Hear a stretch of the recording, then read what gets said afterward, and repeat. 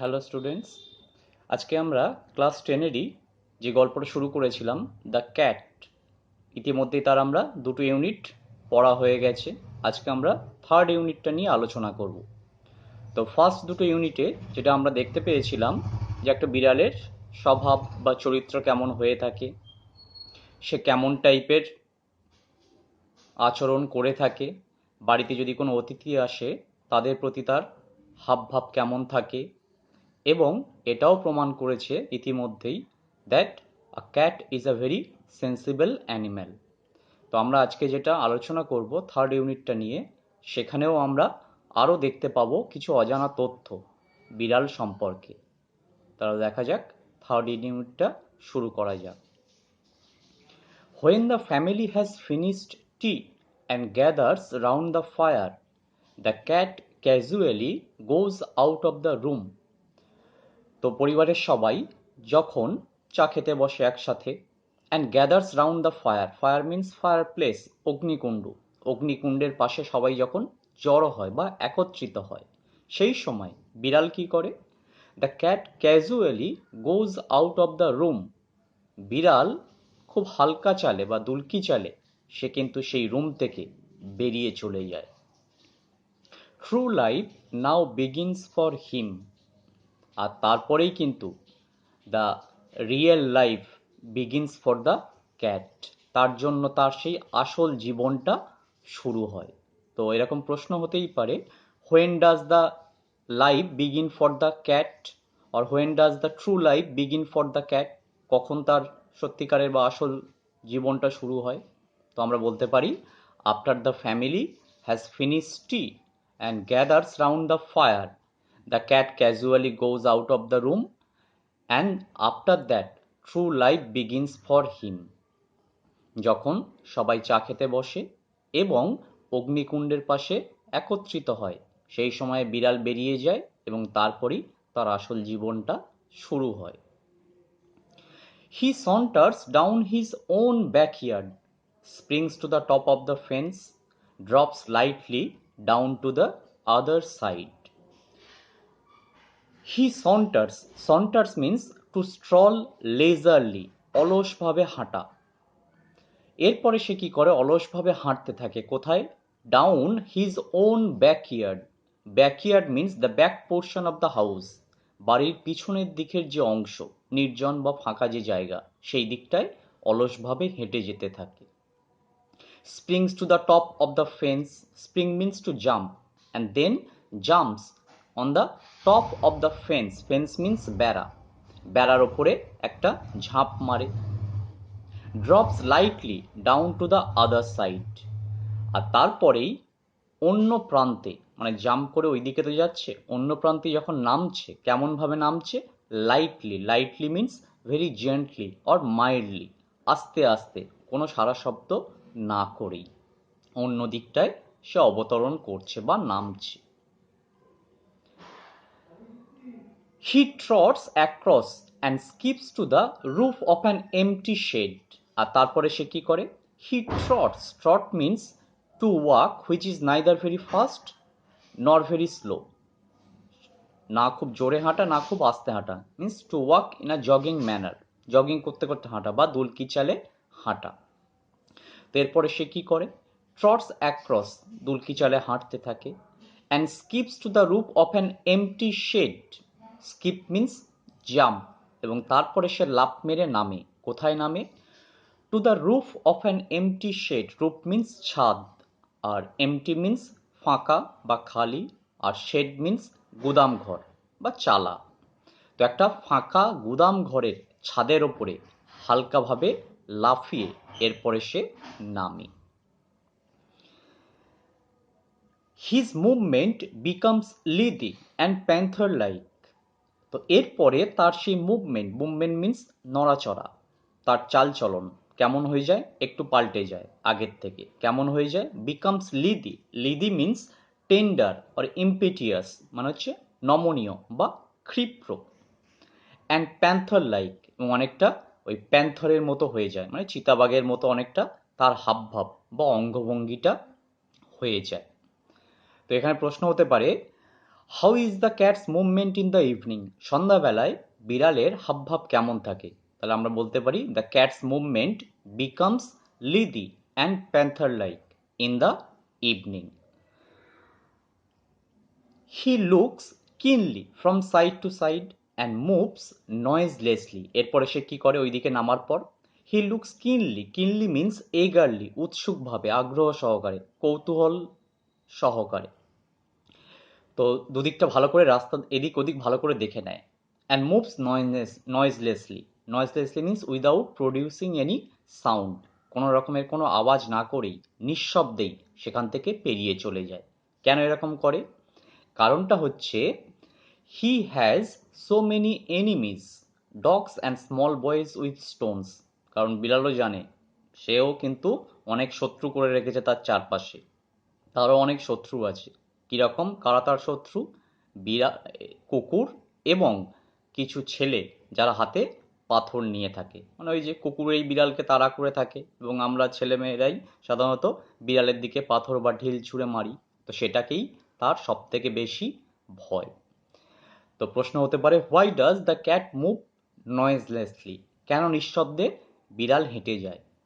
তাহলে আমরা আনসারটা এভাবেই বলতে পারি the cat moves নয়েজলেসলি because he has many enemies. কারণ তার অনেক শত্রু আছে, specially dogs and small boys with Stones, বিশেষত কুকুর এবং ওই পাথর হাতে ছেলে মেয়েরা, তাদেরকে দেখেই সব থেকে তার বেশি ভয়। On top of the shed the cat arches his back. তো গুদাম ঘরের ছাদের উপরে তো সে লাফিয়ে নেমেছে, তো ওদিকে নামার পরে the cat arches his back. Arch means ধনুক। Here the arch has been used in the verb form, মানে হচ্ছে আর্চটাকে এখানে ভার্ব করা হয়েছে, মানে ধনুকের মতো বাঁকানো। তো শরীরটাকে কি করে? একবার ধনুকের মতো বাঁকিয়ে নয়, যেমন আমরা এক্সারসাইজ করার সময় শরীরটাকে স্ট্রেচ করে নিই, তো সেরকমভাবে সেও তার শরীরটাকে একবার স্ট্রেচ করে নেয়। And rakes his claws once or twice through the soft bark of the old roof. এবং তারপরে কি করে? Rakes, rakes means scratches, his claws once or twice, তার সেই নখগুলোকে নিয়ে আঁচড়াতে থাকে। কোথায়? Through the soft bark of the old roof, সেই ছাদের ওপরে পুরনো কোনো গাছের যে গুঁড়ি, তার যে নরম যে বার্ক, বার্ক মিন্স ছাল, সেই ছালের ওপরে সে কি করে? জোরে জোরে একটু এক দুবার আঁচড়ে নেয়। তো কোয়েশ্চেন হতে পারে what does the cat do on top of the shed? সেই ছাদের ওপরে বা গুদাম ঘরের ওপরে বিড়াল কি করে?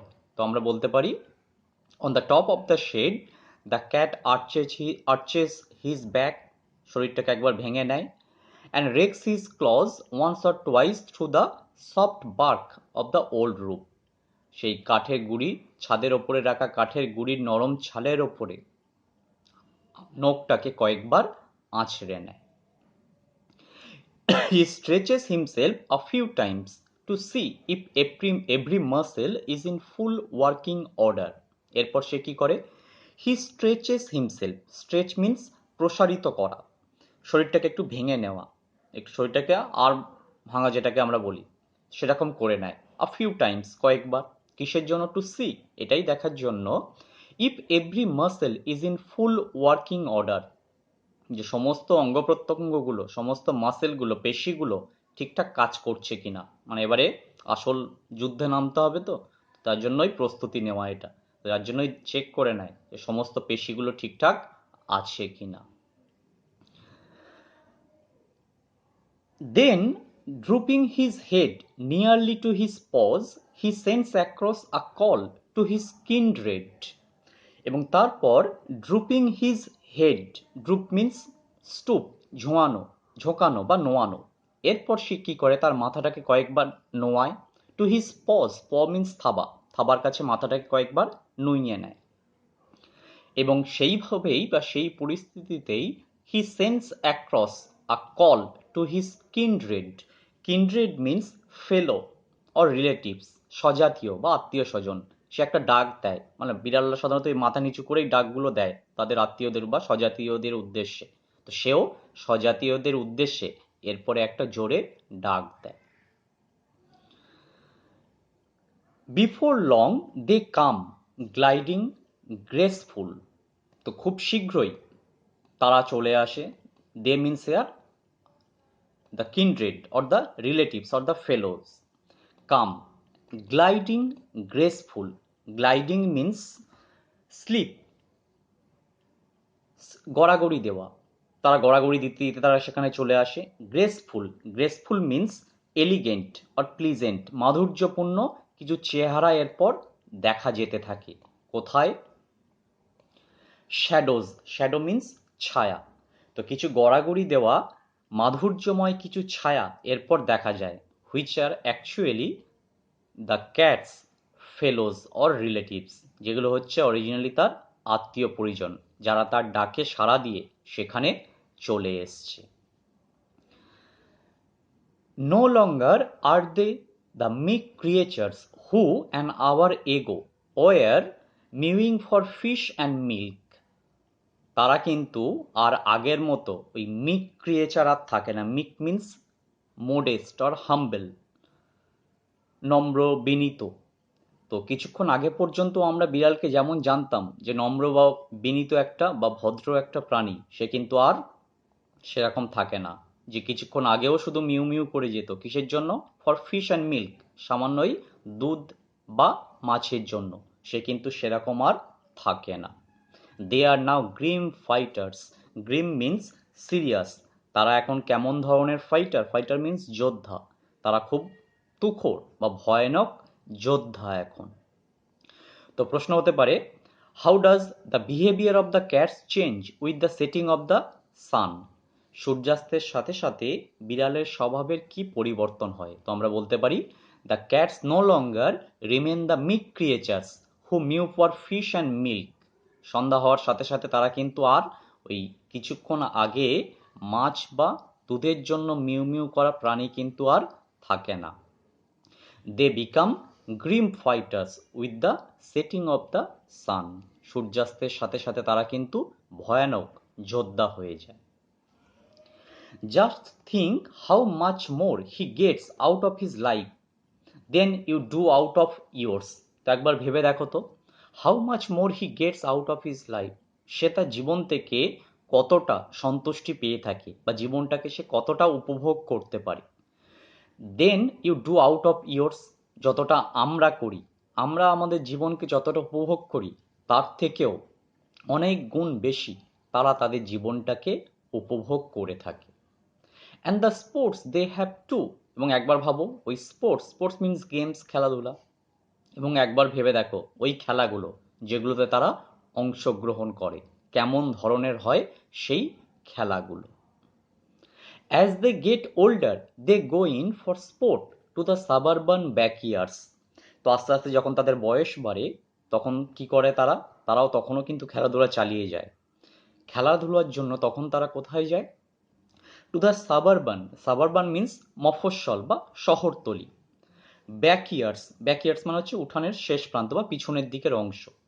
তো সেই সব জায়গাতে তারা সেই সময় যখন তাদের বয়স হয়ে যায় খেলাধুলা করার জন্য সেইখানেই তারা যেতে থাকে। These backyards that are dull to us are to them hunting grounds where they have more gallant adventure than King Arthur's knights ever had. These backyards তো এই উঠানের শেষ প্রান্তগুলো বা বাড়ির পিছনের অংশগুলো যেগুলো আর ডাল টু আস, ডাল মিন্স ইনসিপিড, নিরস, যেগুলো আমাদের কাছে পুরো নিরস একটা জায়গা, মানে যেখানে আমরা কোনো আনন্দ বা কোনো এন্টারটেনিং কিছু জিনিস পাই না, সেগুলোই কিন্তু তাদের কাছে দ্য হান্টিং গ্রাউন্ডস, তাদের শিকারের জায়গা। হোয়ার, যেখানে, যেখানে মিন্স ইন দোজ ব্যাকইয়ার্ডস, ওই বাড়ির পিছনের দিকের অংশগুলোতে। They have more gallant adventure, gallant means brave, সাহসী, সেখানে তারা অনেক সাহসী অ্যাডভেঞ্চার করে থাকে। অ্যাডভেঞ্চার মিন্স ক্যাম্পেইন, অভিযান, তারা অনেক সাহসী অভিযান করে থাকে। Than King Arthur's knights ever had, কার থেকেও বেশি অ্যাডভেঞ্চারাস সেগুলো? না, কিং আর্থারের যে সাহসী যে যোদ্ধারা ছিল তাদের থেকেও সাহসী অ্যাডভেঞ্চার বিড়ালরা করে থাকে। তো এখানে একটা মনে হতে পারে যে why are the cats compared to King Arthur's knights? কেন কিং আর্থারের যোদ্ধাদের সাথে বিড়ালগুলোর তুলনা করা হয়েছে? কেন করা হয়েছে? Because King Arthur of England actually chose a few noble warriors who were gallant and performed every task with ease and perfection. King Arthur কয়েকজন নোবেল পার্সনকে বেঁচেছিলেন যারা ছিল ভীষণ সাহসী এবং যারা যে কোনো কঠিন কাজকেই খুব নিখুঁতভাবে এবং খুব সহজেই করে ফেলতে পারত। Here in this story the cats show the skills of hunting as grim fighters in the backyards. আর এখানে আমরা দেখতে পাচ্ছি যে বিড়ালগুলো কিন্তু তাদের সেই দক্ষতা দেখাচ্ছে। কিসের দক্ষতা? শিকারের দক্ষতা। কেমনভাবে? সেই সাহসী যোদ্ধাদের মতো। And that's why they are compared to the King Arthur's knights. এই জন্যই কিন্তু তাদের কিং আর্থারের যে নাইট তাদের সাথে তুলনা করা হয়েছে। It is always spoken as a reproach against the cats that they are more fond of their home than of the people in it. তো এটা অনেক সময় আমরা সাধারণত রিপ্রোচ হিসেবে বলে থাকি। রিপ্রোচ মিন্স ব্লেম, ভৎসনা করা হিসাবে বা দোষারোপ হিসাবে আমরা একটা দেখি, একটা দোষ রূপে দেখি বিড়ালের। কি সেটা? That they are more fond of their home than of the people in it. যে তারা নাকি তাদের বাড়িতে যারা থাকে, মানে যাদের কাছে বিড়াল থাকছে, তাদের থেকেও বিড়াল বেশি ভালোবাসছে সেই বাড়িটাকে, যে বাড়িটায় সে থাকে। সোজা কথায় মানুষের থেকেও তারা তাদের বাসস্থানটাকে বেশি ভালোবাসে। এটা আমরা একটা দোষ হিসাবে দেখে থাকি। Naturally the cat doesn't like to leave his country. স্বাভাবিকভাবেই বিড়াল কিন্তু কখনোই তার বাসস্থান ছেড়ে অন্য কোথাও কিন্তু যেতে কখনোই চায় না। The land where all his friends are, সেই জায়গা ছেড়ে যেখানে তার সমস্ত বন্ধু বান্ধব রয়েছে। And where he knows every landmark, এবং সেই জায়গা, যে জায়গার প্রতিটা দৃষ্টান্তমূলক জায়গা বা চিহ্ন তার পরিচিত, বা যে জায়গার প্রতিটা ছোট ছোট জায়গাও তার খুবই পরিচিত, সেই জায়গা ছেড়ে সে কখনোই কিন্তু যেতে চায় না। Exiled in a new land, he would have to learn a new geography. কেন? এক্সাইল মিন্স নির্বাসনে পাঠানো, ব্যানিশমেন্ট। তো যদি তাকে মনে করে একটা বিড়ালকে চোখ মুখ বেঁধে তাকে অন্য এক জায়গায় নিয়ে গিয়ে ছেড়ে দিলে, তাহলেও দেখা যাবে he would have to learn a new geography. কি দেখা যাবে? তাকে গিয়ে সেখানে আবার নতুন করে ভূগোল শিখতে হচ্ছে। ভূগোল শিখতে হচ্ছে মানে কি?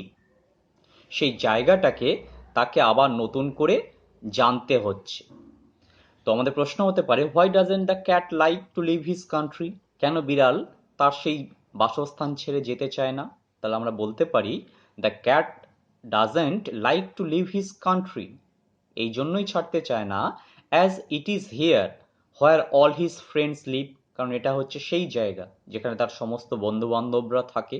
And where he knows every landmark, এবং যেখানকার প্রতিটি দিকচিহ্ন তার সঙ্গে সে সুপরিচিত, যার জন্যই সে সেই জায়গাটা ছেড়ে যেতে চায় না।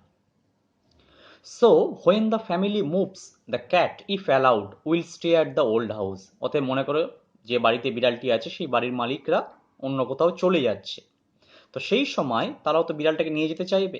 কিন্তু ইফ অ্যালাউড, যদি অনুমতি দেওয়া হয় বিড়ালটাকে, যে তোমার অপশন দেওয়া হলো, you can choose, you can either go with us or stay here, আমাদের সঙ্গে যেতে পারো অথবা এখানে থাকতে পারো।